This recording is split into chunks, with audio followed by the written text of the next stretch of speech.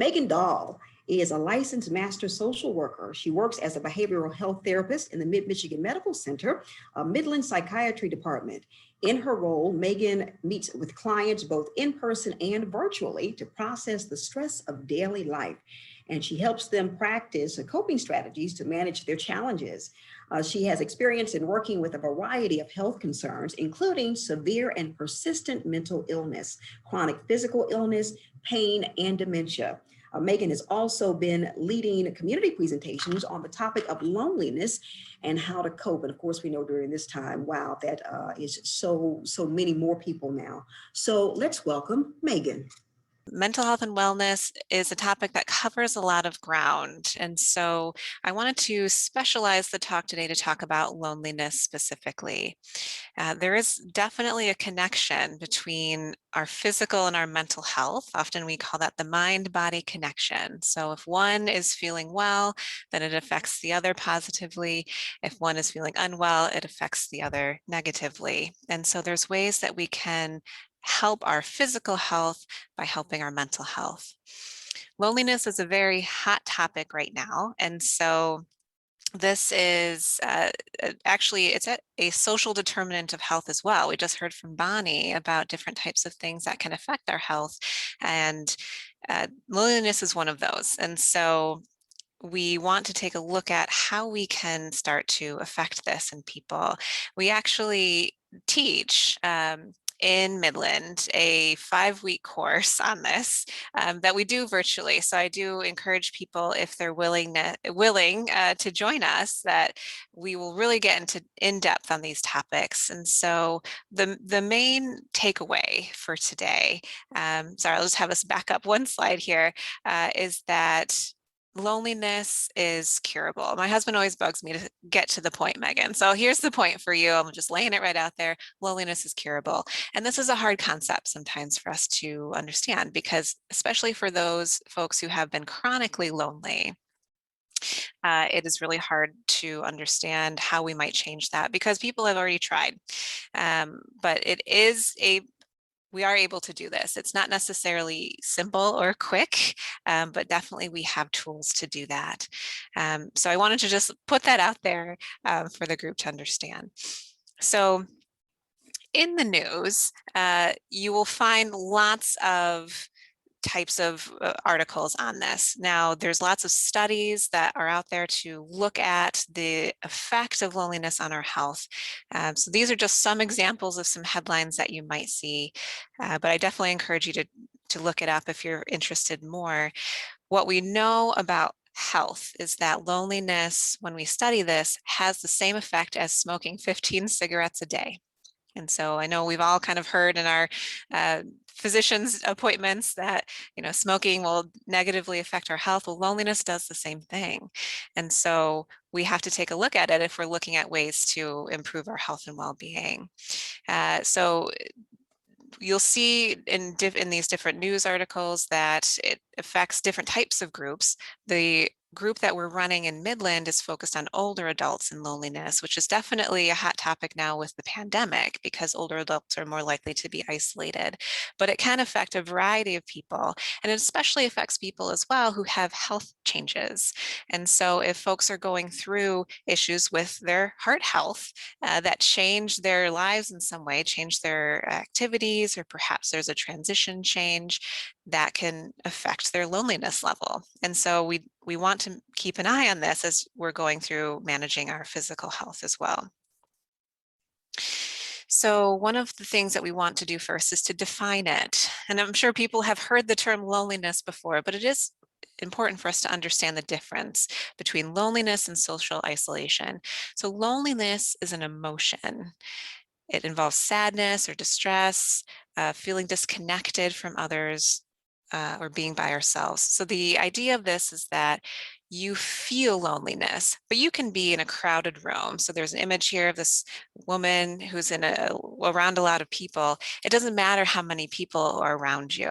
Loneliness is the feeling that you're alone, that you're disconnected. Social isolation is the state of being separate from others. So this is going to be just the situation that you're in.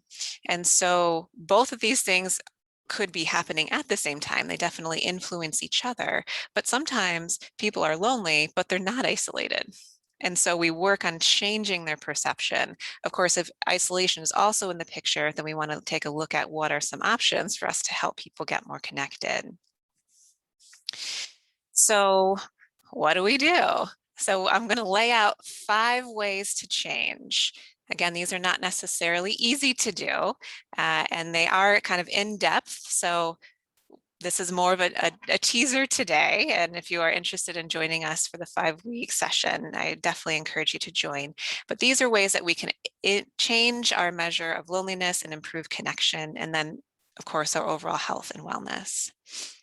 So our first step, our first way to change is going to be to problem solve any barriers that we have to connecting with others, finding resources for those. So for example, there might be transportation issues, as Bonnie mentioned. So are there drivers that can take you? And of course, in the pandemic, that's a little bit more complicated, of finding a volunteer driver, someone who can drive us. It could be an issue of, can you hear? Like people who have hearing loss, that's a barrier to connecting with other people. So are there resources that we can do to help folks out with that? Of course, with the pandemic, we've all been physically distancing from each other, hopefully a little bit less as things improve, knock on wood, but we've been separated. And so that has increased loneliness. So how have we been able to, over the course of this past year, stay connected virtually and other ways with our loved ones? It may also be a matter of, are there resources for people to connect and gather together? So that could be group exercise or support groups or quilt groups or card games. A lot of those things got put on hold with the pandemic. So what is going on now? If there are virtual sessions kind of like this one, do people have the ability to connect to those? So those are some things that we want to take a look at first before we dig into some other things. But then we do want to take a look at those perception changes. So we start by first identifying that we have thoughts and emotions that influence our perspective of a situation. So here's a little flow sheet that kind of illustrates that. A situation happens and we interpret that with a thought. And then that thought also is connected with a feeling. And then that influences what we do. And so if I am walking down the hallway and I smile at a coworker, well, masking, it's harder to do now. But if I try to kind of give a smile with my eyes and I get no response back from her, then I might interpret that negatively. And I might personalize that and say, well, what did I do wrong? As opposed to perhaps there's another reason why she didn't engage with me. Perhaps she was distracted or having a tough day. So my interpretation is going to influence what I do. Maybe I won't try to engage with her next time if I think it's my fault, or maybe I will try again if I think maybe it's not me. And so we take a look at this first. How are we interpreting the situations that we're in? And are there shifts that we can make to help that be more helpful to us? So the next step is to look at, what are our tools in our toolbox for relaxing our bodies? Now, if we think about engaging with other people, a lot of times social anxiety is a component of that. We get tense, we get nervous. I think a lot of us have started to feel this as well with the pandemic. We're out of touch, we're out of practice with being around other people. I mean, even going to a meal out, I'm not used to it anymore. So I might have some heightened anxiety with doing something like that again. And so do we have tools that help us relax our bodies so that we can better engage in those types of activities? So a couple of options that I would run through with people might be deep breathing from your diaphragm, which is from your belly. So you can practice this by putting your hand on your belly, and as you're breathing in, your hand should move outwards. That's how we know that it's a good deep diaphragm breath. So doing those deep breaths helps reduce the stress and tension in our bodies. There's also progressive muscle relaxation. So you'll see the image here on the screen of the person lying on the ground. You can also do this sitting, but the idea is that we start usually at the tops of our heads and go through different types of body parts, and we tense them and then we release them. So we're tensing, not to the point of pain, but we're tensing the muscles and then releasing the muscles to invite relaxation into our bodies. And these are very portable skills that we can use in any situation to kind of cut down on that level of stress to help us be more present in the moment. Now, another step is to take a look at what are our positive inputs in our lives. So this gets into a type of approach which is called behavioral activation.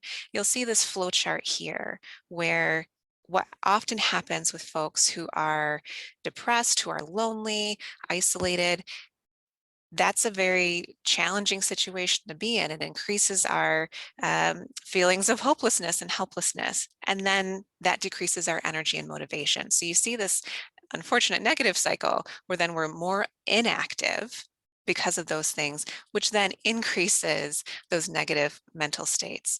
So one strategy that we can use is to try to break out of that pattern through behavioral activation, which is basically how can we add more activities, more positive inputs into our day that help us feel that we're being productive, that we tackled something, did something that we can feel good about, which again gets into a different cycle, which is much more positive and reinforcing in a good way. So I work with a lot of people on setting behavioral activation goals. And of course, this can be specifically related to loneliness, like, hey, can we figure out how to call up a friend and to meet up for a coffee date?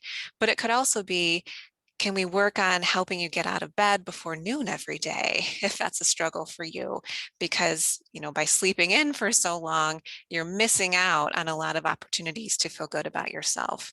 So little strategies, little steps that we take here of, we're not going to jump from I'm waking up at noon every day to I'm waking up bright and early at 8 in the morning.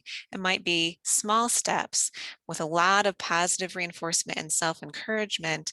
And that's how we start to see behaviors change.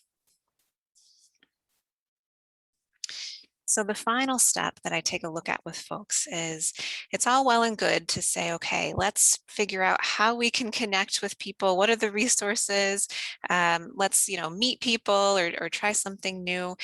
But we don't want to neglect the existing relationships that we have. In fact, most of the people that I work with who say that they're lonely have relationships. They have people in their lives, but those relationships are negative or not reinforcing in some way. And so there's lots of strategies that we can use to improve those relationships. So there's different strategies like Dear Man. This is a very popular skill in the therapy world, where we can explore how to get what we want out of a relationship. So are there things that we can do to describe the issue and ask for a change in some way? Give is another skill that helps us just be more open in relationships and kind of foster good feelings between two people. And then I also go back to the love languages. So we all have different ways that we send and receive love to each other. That could be physical touch, which I know a lot of us have been lacking in the pandemic, but that's a love language. It could be words of affirmation between people. So we take a look at these types of things to say, okay, what are your needs? What are the other person's needs? And how can we help people make send those messages of love to each other? So I ran through a lot of ideas there. And again, we spend hours digging in through some of these. So if you're interested in more information, I encourage you join us for our loneliness series through Michigan Health. But what I hope that you hear is that belonging and connectedness are key to your health. Loneliness is changeable, it's curable. We just want to find the right tools to do that. And thank you so much for your time.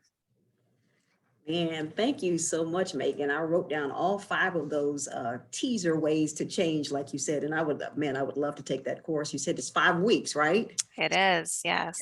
Okay. It's all free. That helps too. And man, and wow, you have such a soothing voice. So I'd love to sit up under you for 5 weeks. I think that helps as well. So thank you so much, Megan. We appreciate you. Okay. Thank you.